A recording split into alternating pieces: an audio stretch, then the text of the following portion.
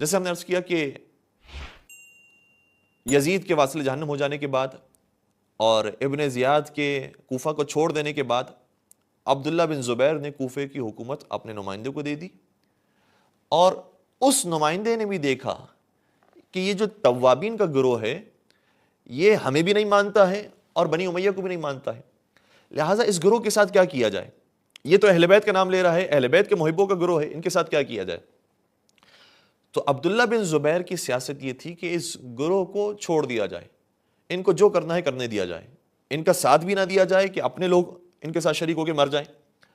اور نہ ہی انہیں روکا جائے۔ کیوں نہ روکا جائے؟ اس لیے نہ روکا جائے کیونکہ اگر یہ میدان میں جاتے ہیں تو اگر یہ خود مارے جاتے ہیں اور خود شہید ہو جاتے ہیں تو ہمارا راستہ اس طرح سے بھی صاف ہو جائے گا کہ جو امام حسین کی اور اہل بیت کے چاہنے والے ہیں وہ کم ہو جائیں گے، اور ہماری تعداد اس اعتبار سے ان کی نسبت بڑھ جائے گی۔ اور اگر یہ کامیاب ہو جاتے ہیں اور جیت جاتے ہیں تو ہم یہ کہیں گے کہ ہم نے تو تمہیں نہیں روکا تھا بلکہ ہم نے تمہارا ساتھ دیا تھا اور تمہیں اس نہج تک پہنچا دیا کہ تم نے بنی امیہ کو شکست دے دی ہے، لہٰذا آؤ ہمارے ساتھ شریک ہو جاؤ اور ہمارے جو انعامات اور اکرامات ہیں اس کو قبول کرو، اور بنی امیہ کو وہ خاتمہ کر کے آل زبیر کے ایک اور دشمن کا وہ خاتمہ کر دیتے۔ تو دونوں طرف سے آل زبیر یہ دیکھ رہے تھے کہ ہمیں فائدہ حاصل ہونے والا ہے، اگر اہل بیت کے چاہنے والے مر جاتے ہیں تب بھی ہم فائدے کے اندر ہیں، اگر بنی امیہ والے مرتے ہیں تب بھی ہم فائدے کے اندر ہیں۔ اس لیے عبداللہ بن زبیر نے یہ سیاست چلی کہ ان کا نہ راستہ روکا جائے اور نہ ہی اپنے افراد ان کے اندر شامل کیے جائیں تاکہ اپنے افراد کا نقصان بھی نہ ہو، اور راستہ نہ روکنے کی وجہ سے جو بھی نتیجہ نکلے گا اس میں کہیں نہ کہیں ہمیں فائدہ ضرور ہو جائے گا۔ پھر جب مقابلہ ہوا اور توابین کربلا سے پھر شام کے راستے کی طرف گئے تو شام کے راستے کی طرف ایک مقام ایسا آیا کہ جہاں پر عبید اللہ ابن زیاد کا لشکر آ گیا تھا۔ پہلے کم تعداد آئی تھی، تقریباً بعض روایات یہ کہتی ہیں کہ 12,000 کا لشکر آیا، پھر اگلے دن مزید اور تعداد آ گئی، یہ لشکر بڑھتے بڑھتے 20,000 تک ہو گیا، اور پھر ایک اور تعداد آئی کہ جس کے بعد کچھ ہی دنوں کے اندر یعنی 1-2 دن کے اندر ہی یہ تعداد بڑھتے بڑھتے 30,000 تک پہنچ گئی۔ تو 30,000 کے لشکر کا مقابلہ جب 4,000 کے لشکر کے ساتھ ہوا تو واضح سی بات تھی کہ شکست کس کو حاصل ہوتی۔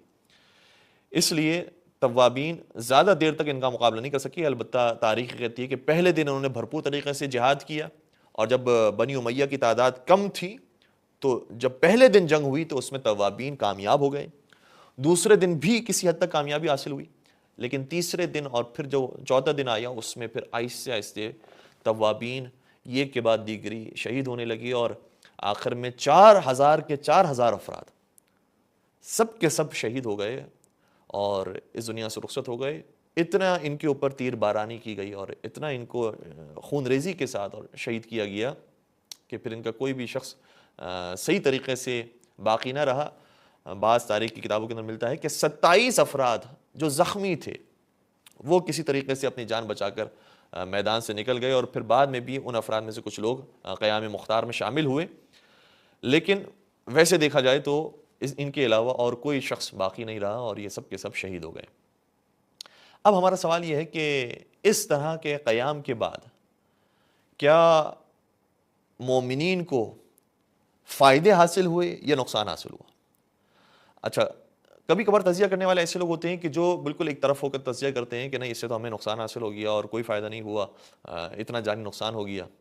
اور کبھی کبھار دوسری طرف سے تجزیہ کرنے والے لوگ ہوتے ہیں وہ کہتے ہیں کہ نہیں، شہادت یہ بھی ایک فائدہ ہے اور سب سے بڑا فائدہ ہے، انسان کی جو زندگی ہے اس زندگی کی قیمت یہ ہے کہ اس کو جنت مل جائے، تو ان سب کو جنت مل گئی، اس سے بڑا اور کیا فائدہ چاہیے؟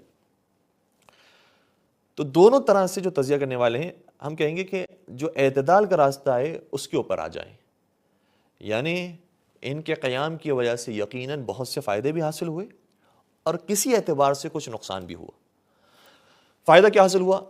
ظاہری طور پر بھی اگر ہم دیکھیں تو ایک فائدہ سب سے بڑا بنیادی طور پر یہ حاصل ہوا کہ امام حسین علیہ السلام کی شہادت کے بعد اور اہل بیت کو اس طریقے سے شہر بشہر پھیلانے کے بعد بجائے اس کے کہ امت خاموش ہو جاتی اور بنی امیہ سے ڈر جاتی، توابین نے بتایا ہے کہ ہم ڈرنے والی قوم نہیں ہیں، ہم اہل بیت کے ماننے والے ہیں، حیدر کرار کے چاہنے والے ہیں، ہم ڈرنے والے نہیں ہیں۔ تو اس گروہ نے نکل کر بتایا ہے کہ اب بھی ہم ظالموں کے خلاف نکلنے کے لیے تیار ہیں، تم جتنے ظلم کرنا چاہو ظلم کر لو، لیکن ہم پیچھے ہٹنے والے نہیں ہیں۔ کسی نے کیا خوب کہا تھا کہ عشق علی میں لفظ نہیں جان چاہیے، عشق علی میں لفظ نہیں جان چاہیے، میسم کی طرح دار پہ اعلان چاہیے، میسم کی طرح دار پہ اعلان چاہیے، نقصان ہے ولائے علی میں تو پھر ہمیں ہر فائدے سے پہلے یہ نقصان چاہیے۔ تو صحیح ہے، ولایت علی پر رہنے کے بعد انسان کو کچھ مشکلات کا بھی سامنا کرنا پڑتا ہے، تو توابین نے بتایا کہ ہم مشکلات سہ سکتے ہیں لیکن بنی امیہ کی حکومت برداشت نہیں کر سکتے۔ تو ایک بڑا فائدہ یہ ہوا کہ انقلاب کی ایک نئی لہر دوبارہ سے امت کے اندر دوڑی، اور کہا کہ ہم امام حسین کے راستے کو زندہ رکھیں گے، قیام ہوتے رہیں گے، ظالم حکومتوں کے خلاف لوگ کھڑے ہوتے رہیں گے، اور اسی نتیجے کے اندر جناب مختار کو بھی طاقت ملی اور جناب مختار کو بھی حوصلہ ملا کہ پھر وہ دوبارہ سے بنی امیہ کے خلاف قیام کر سکیں،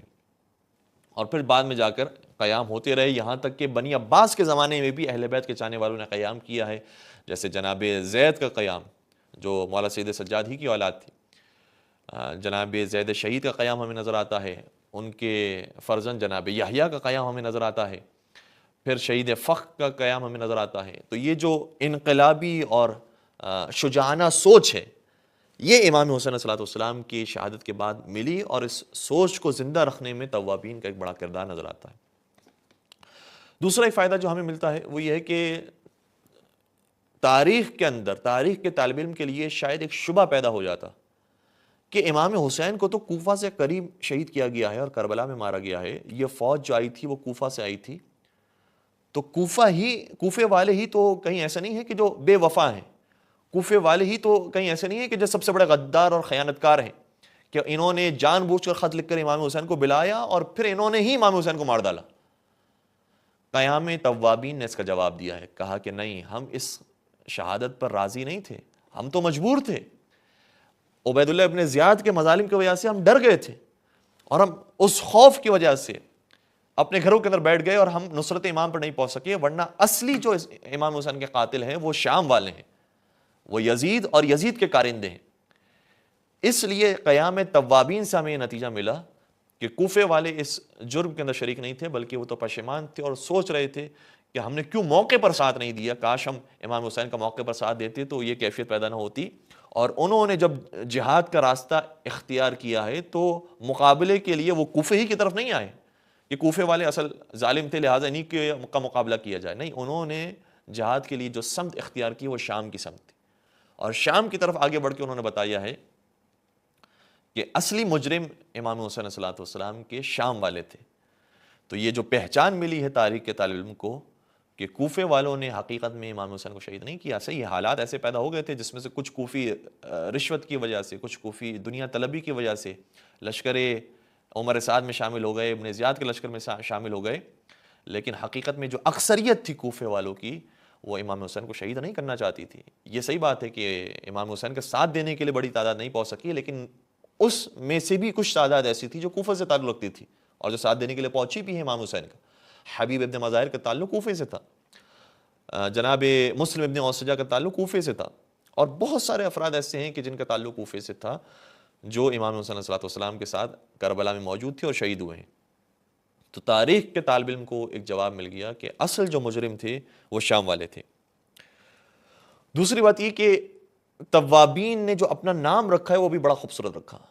وہ نام رکھا کہ ہم توبہ کرنے والے ہیں، یعنی یہ مانتے تھے کہ ہم سے غلطی ہو گئی، گویا یہ اعلان کر رہے تھے کہ جس نے بھی حسین ابن علی کا ساتھ نہیں دیا ہے اس نے غلطی کی ہے،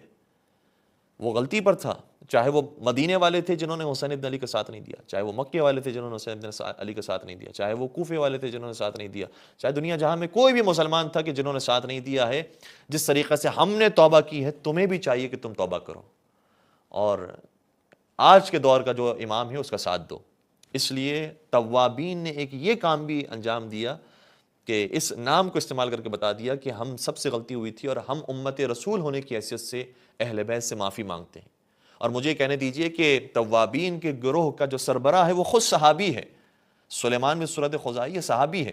اسی طریقے سے واقعہ حرہ کے اندر جو شہید ہوئے ہیں جناب عبداللہ بن حنظلہ غسیل ملائکہ،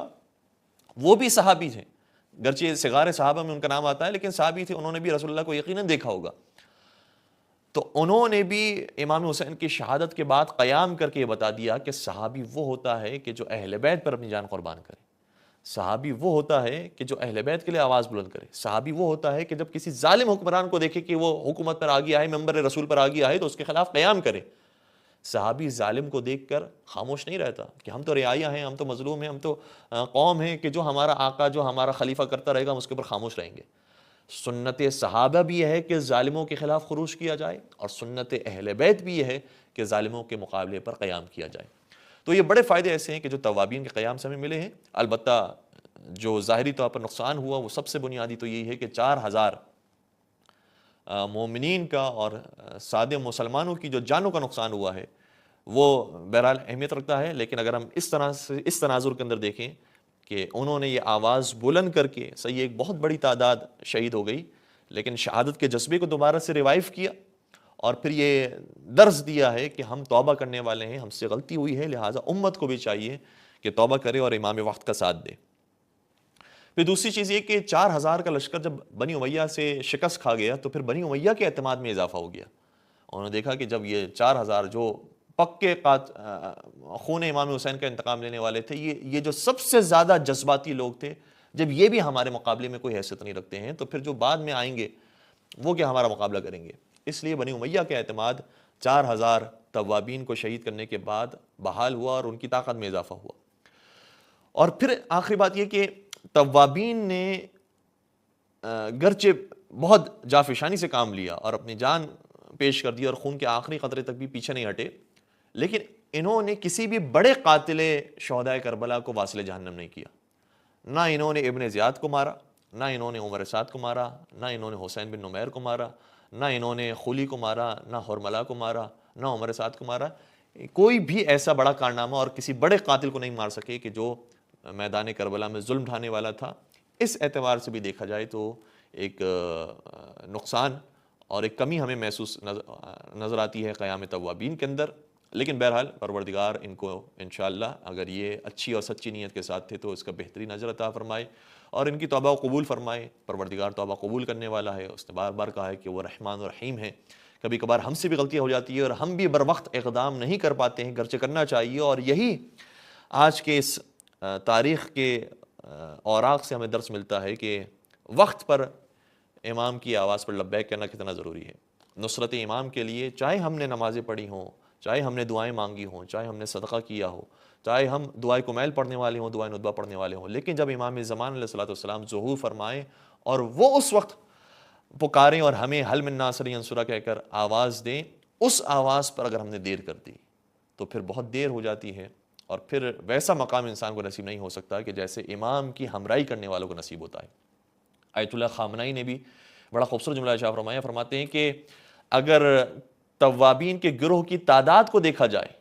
تو وہ شہدائے کربلا کے مقابلے میں 1000 گنا زیادہ تھی, لیکن اگر تاریخ میں ان کے امپیکٹ اور ان کے اثر کو دیکھا جائے تو ان کا اثر شہدائے کربلا کے مقابلے میں 1000 گنا کم تر نظر آتا ہے. اس سے یہ ظاہر ہوتا ہے کہ امام وقت کا ساتھ دینا کتنا ضروری ہے. اگر کم تعداد بھی ہو لیکن امام وقت کے ساتھ شہید ہو جائے تو ان کے نام قیامت تک کے لیے باقی رہ جاتے ہیں, لیکن اگر اس کے بعد انسان جاگے اور بیدار ہو تو صحیح ہے پروردگار انشاءاللہ انہیں بھی نجات کا راستہ عطا کرے گا, لیکن تاریخ میں وہ اثر پیدا نہیں کر پائیں گے کہ جیسا اثر امام وقت کی ہمراہی کے اندر نصیب ہوتا ہے. اپنا بہت خیال رکھیے گا, دعا میں یاد رکھیے گا. پروردگار سے ہم التماس کرتے ہیں, دعا کرتے ہیں کہ پروردگار ہمارا شمار بھی نصرت امام زمان علیہ الصلوۃ والسلام کرنے والوں میں قرار فرمائے اور امام زمان علیہ الصلوۃ والسلام کے ظہور میں تعجیل فرمائے.